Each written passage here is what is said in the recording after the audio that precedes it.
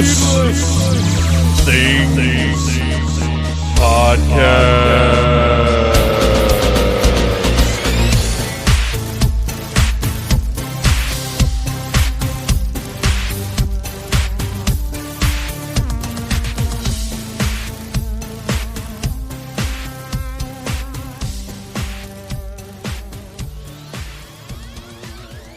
Hey, Phantomaniacs, welcome to another art-infused episode of the Needless Things Podcast. Today we are going to be talking to Robert Jiménez of Zero Street, or I guess technically you are Zero Street. Yeah, some people refer to me as Zero Street, but I never meant it to be, nom de plume or whatever. Right. Yeah, whatever that would be for an artist, yeah. So I want to get started at the beginning. I always like to sort of do the tell me about your life sort of thing on the show. Right. What are your first memories of sort of being inspired by art? Like even if it was like cartoons on TV or comic books or whatever the case may be, do you remember kind of the earliest things where you were impressed by something along the lines of cartooning or whatever? Yeah, and it definitely was comic books. If you see the bio on my website, it's exactly as it is there. I grew up in Brooklyn, and my brother and I would walk down to the corner newsstand multiple times a week. I don't remember when that, what age that might have been, but I've got somewhere in my closet, for some reason, when I bought the book, or shortly after I wrote in it, the first comic book I ever bought, and it was an issue of Fantastic Four, penciled by George Perez. And I know it had the Impossible Man on the cover. So I'm not sure when that would be. But there was something about his artwork, and I always was a fan of his, especially through Teen Titans and some of his Avengers work. But there was something about his style in particular that was the first thing that kind of spoke to me. I was always drawing anyway and illustrating as a kid, or trying to.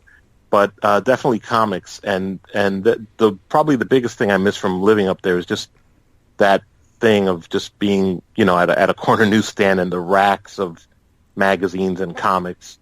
That definitely was it. Cartoons played a huge part. I mean, that was part of my TV viewing also, but mainly comics.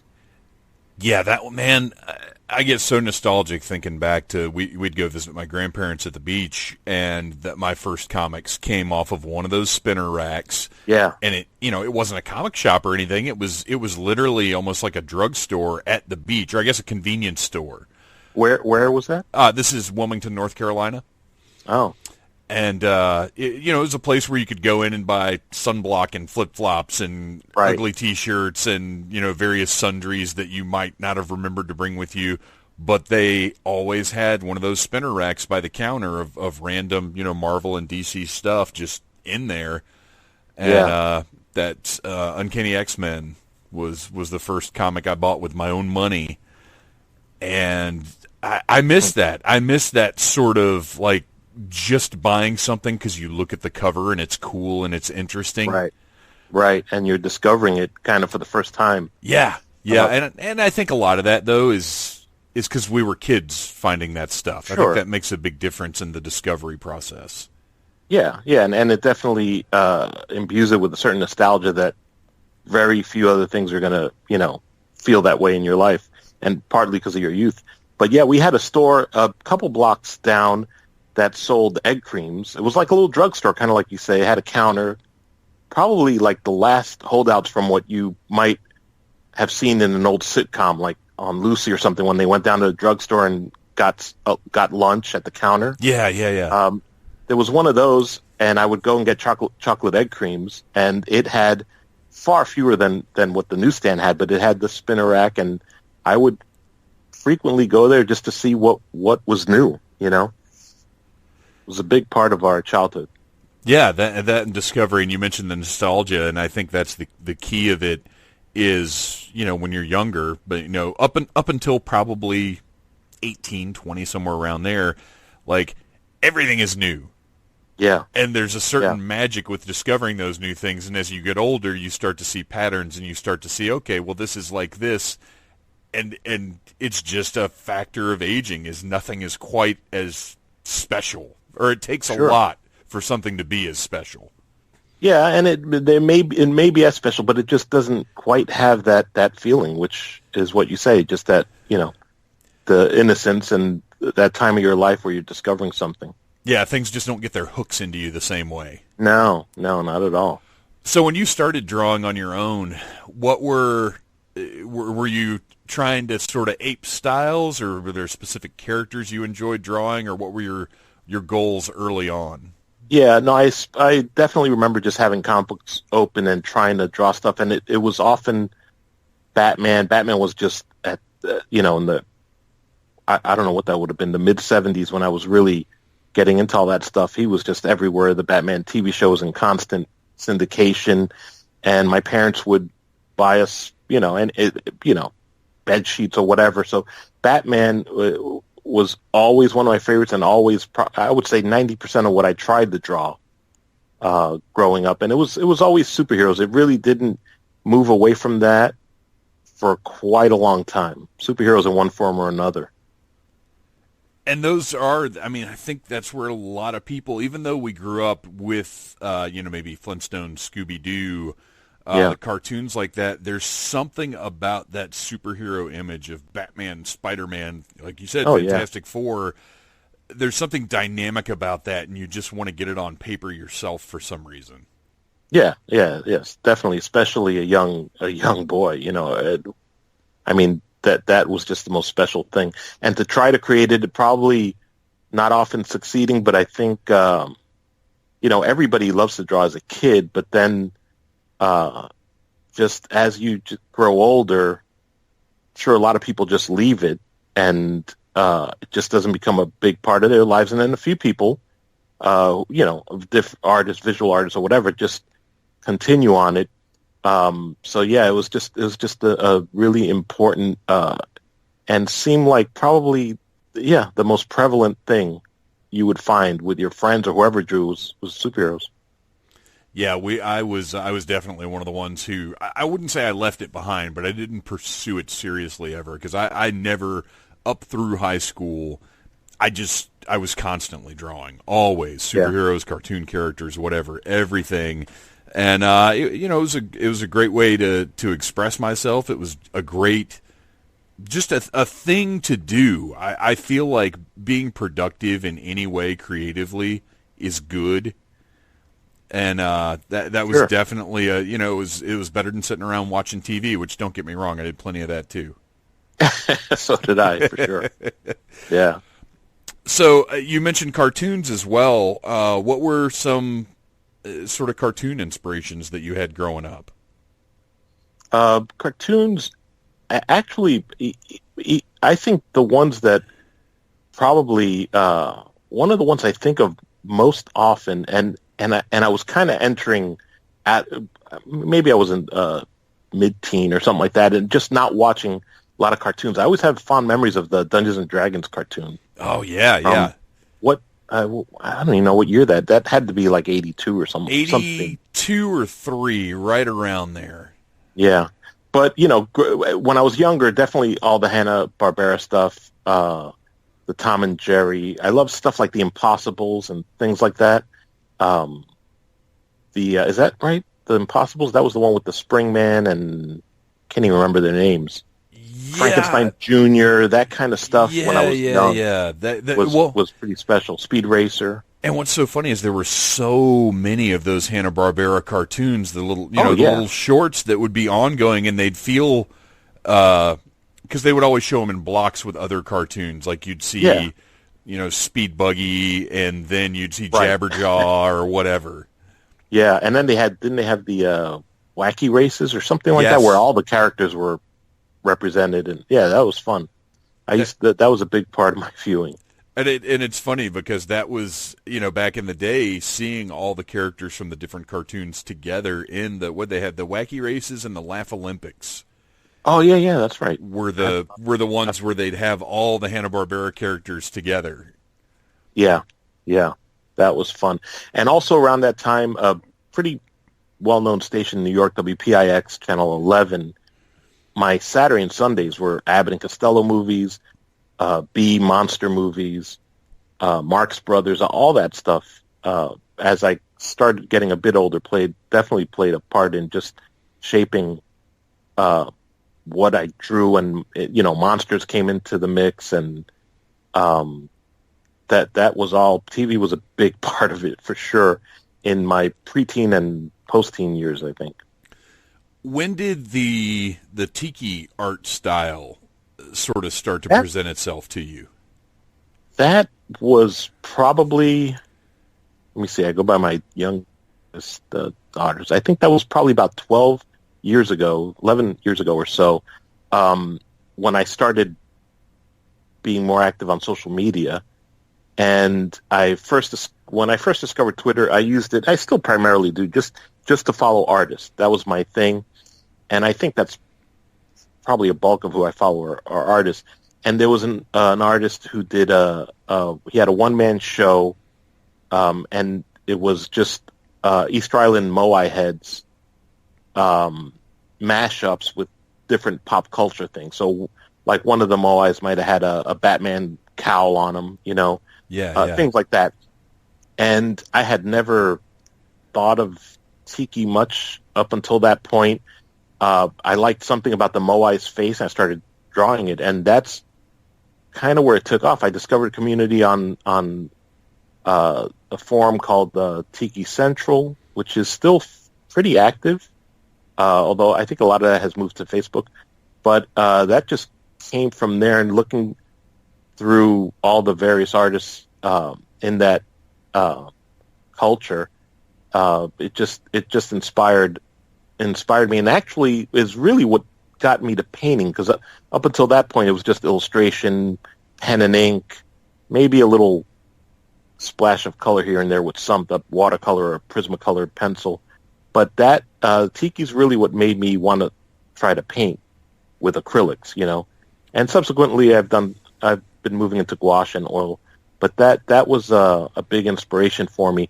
And I tend to have a lot of interest, and I kind of have always pursued what I want to draw or paint at the moment. So that kind of came at a time where I was feeling really creative, and I just put out a lot of work, a lot of Tiki work, and I still do, but not as. There's just so many things in my mix right now that it's that output of that has diminished a little bit. Well, that's if the listeners want to check out zerostreet.com, they can do what I'm doing right now and check out your gallery and see, not only the Tiki stuff, but such a vast array of pop culture references. And it's interesting to me because the Tiki is visually, it's instantly recognizable, not just for the forms of the, as you mentioned, the Easter Island heads and the masks and the things like that. But even the medium, there's a certain look to it that's very identifiable. What is that? How do you nail that specific look? I don't know. I don't know if I have a good answer for that. I can tell you that early on, some of the earlier pieces, I just kind of started drawing what I thought were like carved wooden faces or masks or whatever you want to say. But as I began to get a little more interested in it, I started, buying occasional books here and there, or looking online, looking at Polynesian art and the different tikis from the different islands, and just maybe going through some of that imagery. Some of it, is what some might call creepy, or it definitely has a dark vibe to it at times. And I tend to, my palette for most of my work, probably if you're looking, you'll see, it tends to be on the dark side anyway. Yes. I tend to not create anything super saturated or vibrant. So I think it was just maybe a mixture of all that. It's kind of like a remote, mysterious jungle is how I kind of saw it, or an island, and to me, immediately spoke of like moonlight and torches and just things that are of a darker nature. So that's where I went. I don't know if everybody. I know there's some very cheerful and great tiki art out there, but I tend to just kind of want to do what feels right for me at the time, and that could be subject, not just the palette or the treatment, but also subject matter or whatever. But that kind of tends to be where my interest falls naturally, I guess, that more mysterious, dark kind of thing. Now, along with that tiki art style, there is, of course, a whole tiki lifestyle, really almost a subculture of people who are enthusiasts for that aesthetic, whether it be paintings or whatever. How deeply have you gotten into that? I believe it's actually even growing in popularity recently.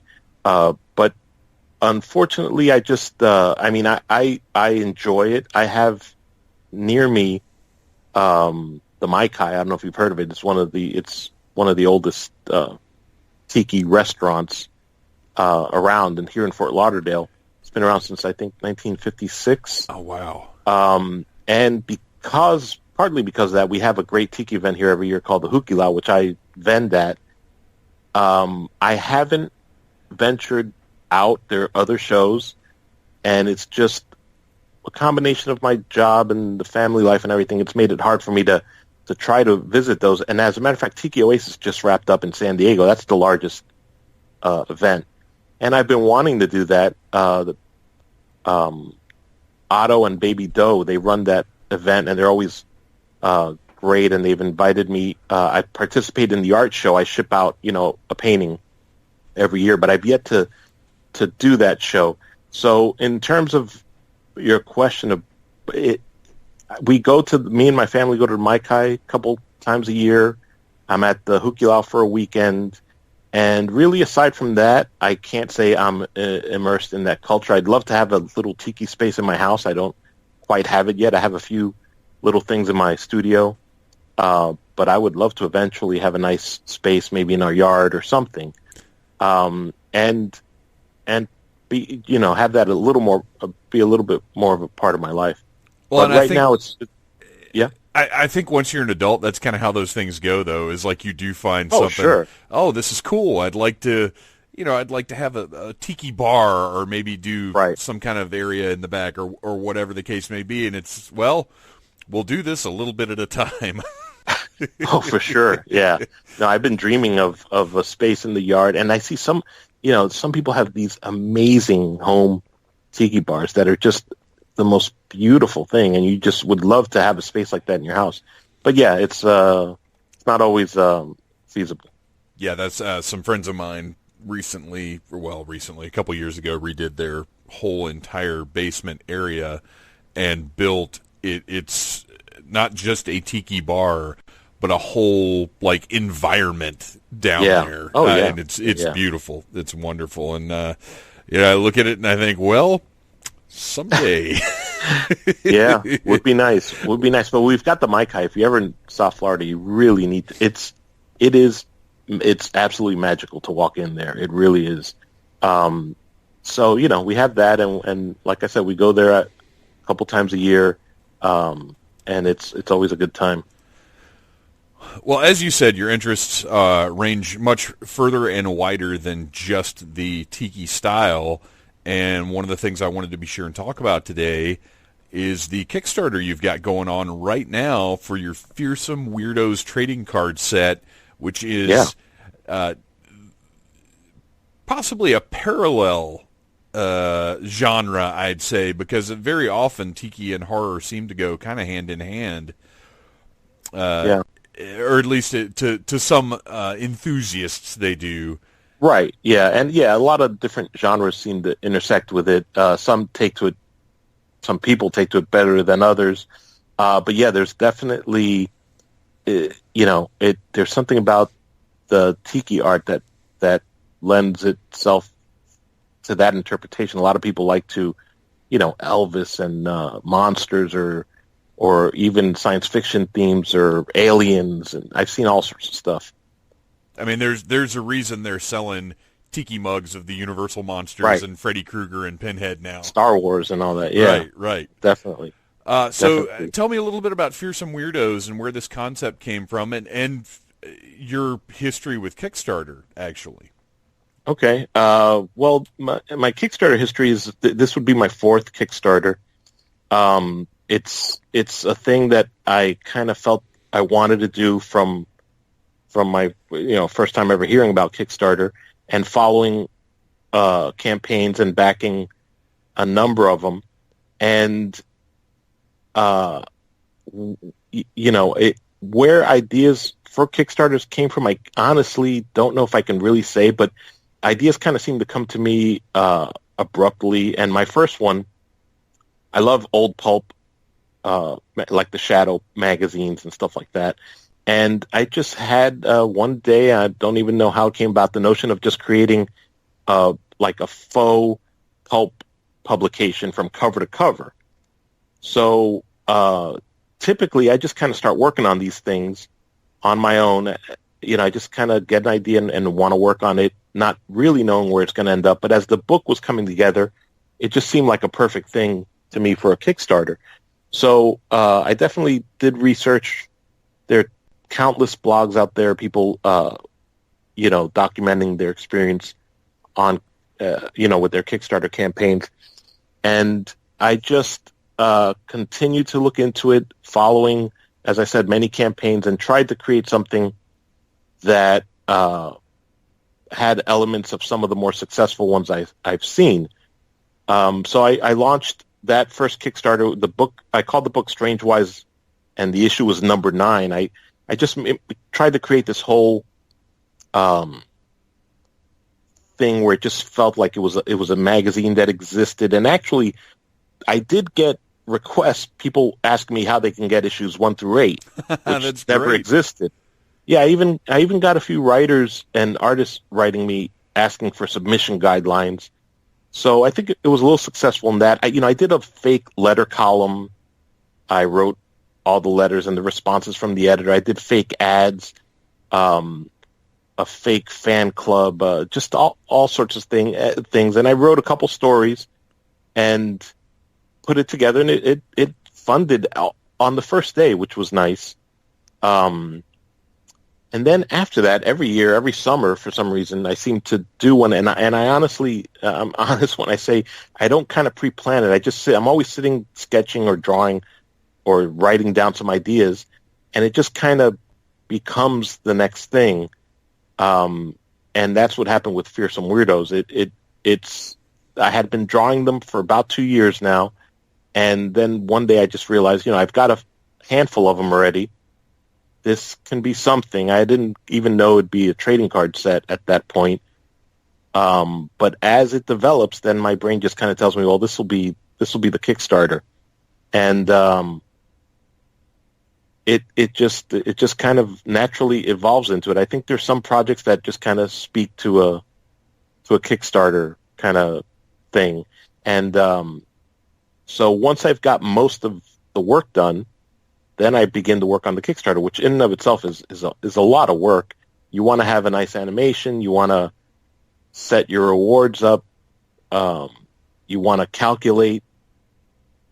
I've read and seen many people who have a successful Kickstarter who lost money in the end with shipping and all sorts of stuff. Yeah, it's crazy. Yeah. So it's pretty stressful, and then you got to promote the hell out of it, before, during. So there's a lot of factors involved. I thought this set was going to appeal to a lot of people. I wanted to make it look like a vintage card set to some degree, especially the backs of the cards. And then I wanted some sketch artists, or I wanted artists to produce sketch cards for me, which I thought was the most exciting thing about it. And I knew I was just going to have a handful of them, to just create a handful and kind of make it exclusive. So it just kind of all came together. And I'm kind of glad that it's launched and funded, to be honest, because it's a lot of work. And for the listeners, you guys can still go check out Kickstarter, look up Fearsome Weirdos, or honestly, I mean, Google Fearsome Weirdos Kickstarter, and you're there. The internet will take you right where you want to go, basically, these days. But everybody can still get on board with this and secure themselves a set and some awesome rewards and original art. Yeah, this is another case where I kind of, I knew I needed to get this out, and I wanted to hand paint all 20. I think there's 25 characters. There's 9 parody cards, and then there's one which is kind of just like a shameless ad for the T-shirt. But I wanted to paint them, and I knew if I did that, honestly, it would take me 2-3 years to get through this with all the other work I do. So I just, for most of the characters, just did a simple black and white illustration in ink and scanned those and finished them digitally. But those black and white illustrations are available as a Kickstarter reward. Well, and your presentation, you mentioned putting effort into making things look professional, and that's such a huge difference maker. Scrolling through the Kickstarter, all of the graphics, all the backgrounds, everything, like, it looks like a very professional project. This doesn't, having had experience with Kickstarter, this doesn't look like the sort of thing where you're like, I don't know if this is going to happen or not. You know what I mean? Thanks, I appreciate it. And I took a lot of care into the video. I animated the creature from the Black Lagoon parody. I animated him coming out of the water with the woman, and I took a lot of time into that. And I got to mention the band that I've come to become friends with through my Hukilau show, the Tiki show, the Intoxicators. They wrote the song for that video, which I thought was amazing. I got to thank them for that. They're a great surf band. Definitely worth looking up, the Intoxicators. And I also want to mention the sketch artist, or the artist who agreed to do sketch cards, because my intent, I do a lot of sketch cards for Topps and Upper Deck and Cryptozoic, but my original intent was to try to find artists who weren't known in the sketch card world or don't do sketch cards. Yeah. But I don't know if you know anything about the pay rate on sketch cards, but it was a little difficult for me to convince certain artists to come aboard. I was offering way more than Topps would, let's say, but, admittedly an unknown, product, Sure. Fearsome Weirdos doesn't have the attraction of a Star Wars sketch card set to someone. Right. But I did end up with 3 of my Topps friends, Jason Crosby, Smokin' Joe, and Chris Meeks, who are all amazing artists and sketch artists. And then I was lucky enough to get, a friend of mine, she goes by Elgato Gomez. I don't know if you're familiar with her work. Her and I have worked on a lot of shows together, and we worked for Disney at the same time and had a signing together. We have a history of doing stuff, and she agreed to be on. And then the great Daniel Horn, who's an amazing horror artist, painter, and master oil painter, he's doing 5 sketch cards. And then Howard Chakowitz, who is a radio personality in Canada. He was on a podcast or a radio show called Wiretap, and he's a great underground style illustrator. He's doing 5 cards for me too. So I thought it was a nice mix of artists. Definitely thought it would lend some originality to the sketch cards, as it's just going to be a nice variety of styles, not your typical look. Well, and that's, I think, part of the challenge of being creative and trying to offer some kind of product is there's that line of getting people invested in doing something really cool and different, but also making it worth their while. Sure. And you've got to present the right balance of that. Yeah, definitely.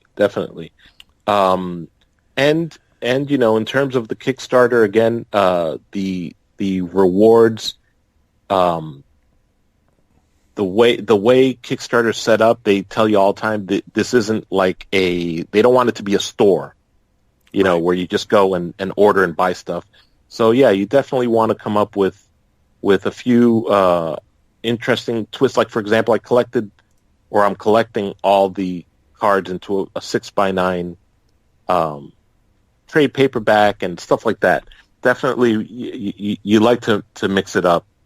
I have probably a little less rewards than I did on all my previous Kickstarters. I wanted to keep it a little simpler, but definitely something that'll catch someone's attention. Well, and that's the thing is you've got your different levels here. You've got everything from I want the set of cards, I'm good, up through getting the original art options and stuff. I think there's enough here to be appealing to a wide variety of people, which is one of the key things about Kickstarter is you've got to have there are going to be different levels of investment people want to make, but they want that product. So you got to make it you got to put a little razzle dazzle on the higher end stuff. Yeah, definitely. And that's also what helps you make your goal, your funding goal. Yeah, definitely. Yeah, it's creating excitement and buzz around what you're doing. Yeah. Kickstarter.com, just look for Fearsome Weirdos or just Google Fearsome Weirdos Kickstarter. Or definitely if they go to ZeroStreet.com, it's the header image. Just click on it and it'll take you there. Yeah, and while you're there, you can check out your gallery and your regular shop and everything as well. What else besides this Kickstarter? What else have you got going on right now? And any projects you want to put over? Anything you want to promote and let us know about? As you're asking that, I'm realizing I don't remember the title, but there's a book coming out in October, Stranger Things art book. It might be called Visions from the Upside Down. Visions from the Upside Down, maybe, I think it's called. I think that's right, and I think it was actually offered in this month's previews. Oh, was it? I think it was solicited this month, because I do a review of previews every month. Okay. Not the whole thing, but I'll pick out, specific things that I find interesting, and I think it was this month that it was in there. Okay, good, yeah. Well, I've got an illustration in that. I was, thrilled to be accepted. This is my second book with Printed in Blood as the publisher. Actually, they're doing this with, I forget I can't think of the publisher. It might be Penguin, I don't remember. But Printed in Blood recently put out a Thing art book about 2 years ago, I think. And I also had a piece in that one. The difference with this one is that this is a officially licensed Netflix book as well. So everybody who's in the book will be able to sell, I believe, 200 officially licensed Netflix prints of their work. So wow. I can't show it yet because I'm not allowed to show it till the book is out. Sure. But once the book is out, it'll be available at my store if someone would like to pick up that print. I went with something a little unconventional. I tend to, just like with the Thing book, I just tend to, my mind just moves in the opposite direction of whatever might be the more logical thing. What struck me about Stranger Things, the first episode of the first season, was really the Dungeons and Dragons I used to play with my friends, and then later the mixtape. There were a lot of things that spoke to me besides the horror elements and the fantasy of it, and I kind of stuck with that. So my piece has some D&D dice featured in it, the mixtape, and I think I like to think that I just kind of did something that might be a little bit unique in that book. We'll see. I haven't seen all the pieces. In some, and they're all amazing.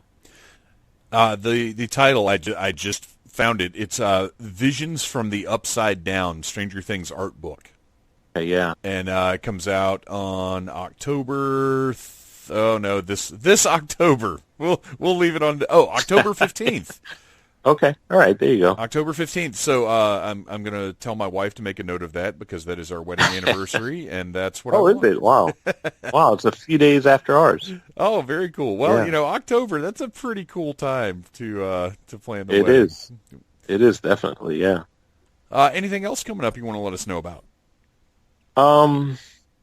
No, I think, I'm always painting or illustrating something. There may be a few more printed in blood announcements coming soon, hopefully. But no, the next few months is going to see me fulfilling this Kickstarter, and we'll see. I am there. I will be a part of Tiki Oasis, the show I mentioned in San Diego. They're doing their 20th anniversary, a big show, and I'm creating a piece for that, which I have to be working on before the end of the year. But no, nothing, no other concrete project in the works. I'm sure I'll have something soon, though. Well, then in order to follow along and keep up with your art online, where can we find you on the social medias? Well, Zero Street on Instagram, Twitter, zerostreet.com, and on Facebook, it's my name, Robert Jiménez, The Art of Robert Jiménez. If you head over to zerostreet.com, you'll be able to access all those. Isn't that handy how you can just kind of have everything in one place and just click it all? Yeah, that's what you kind of hope for, yeah. Well, awesome, Robert. Definitely. Thank you so much for coming on the show and putting over Thank the you, Kickstarter. Dave. And I would say good luck, but it's funded, man. You're good to go. So now at this point, everything's gravy. Yeah, that's it. Yeah, well, in terms of the funding, it is. Yeah, right. Yeah, Still yeah. No, I'm really grateful for that. It funded on the first day, or I think overnight on the first day. Yeah, that was great. That's fantastic. Put some pressure off and let me focus on finishing the art. Right, on doing the work and not having to worry about the sales. Yeah. Awesome. Well, thank you so much, man. I appreciate it. Thank you, Dave. Appreciate you having me on. Thank you for listening to the Needless Things podcast. You're the best. You can find the show on iTunes, Stitcher, Downcast, or in the ears of a Trader Vic's employee. Love you. Mean it. Uh-huh.